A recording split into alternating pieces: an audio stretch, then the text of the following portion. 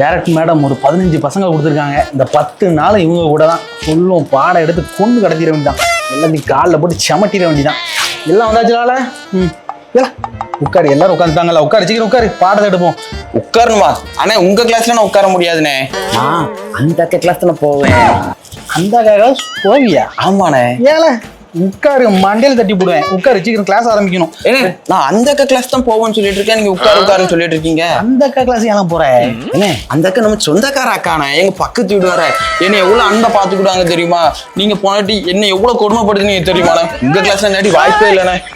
பால் அண்ணன் செல்லும் போல வச்சுப்பேன், உட்கார மாட்டேன். என்ன உங்களை பத்தி எனக்கு நல்லா தெரியும். மனப்பட வசனம் சொன்னாதான் நீங்களும் ஜூஸ் குடிக்க விடுவீங்க. ஆனா அந்த அக்கா அப்படி இல்லைண்ணே.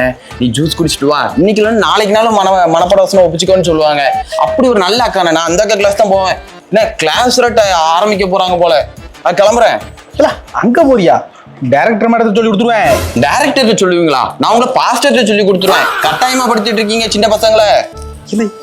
யாருல தம்பி உட்காருமா, கிளாஸ் ஆரம்பிப்போம்.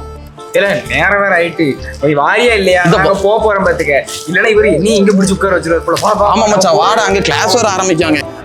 ஏல என்ன சொன்னேன்ட்டு இப்படி போறான்? நானே இந்த 10 நாள் தான் சரி வாத்தியார் ஆயிரலாம், சரி சேருன்னு சொன்னாங்க அப்படின்னு நினைச்சு ஆசையா வந்தேன். ஆனா அவன் உங்க கூட எல்லாம் கிளாஸ்ல இருக்க மாட்டேன், அந்த அக்கா கிளாஸ் தான் போவேன்ட்டு ரொம்பாட்டுக்கு போயிட்டான், கிளம்பி போயிட்டான்.